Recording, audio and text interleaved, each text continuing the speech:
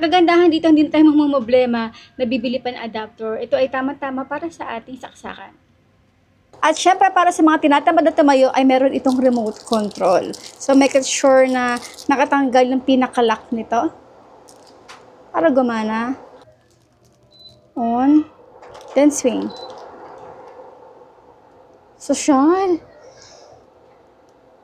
Tapos, ang kagandahan nito ay meron pa rin tayong timer. Ito yung pinaka-useful para sa akin, especially sa gabi, pagka may aircon. Pag may aircon kasi binubuksan ko yung aircon tsaka itong electric fan ng sabay.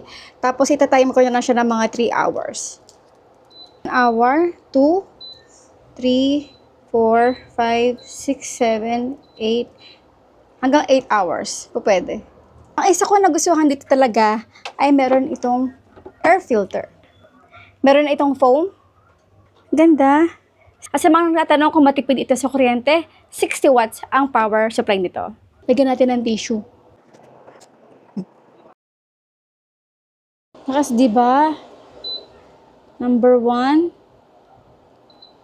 Number 2. Number 3. Syempre, wala na patumpik-tumpik pa. Ilalagay ko na yung link sa yellow basket or sa comment box section.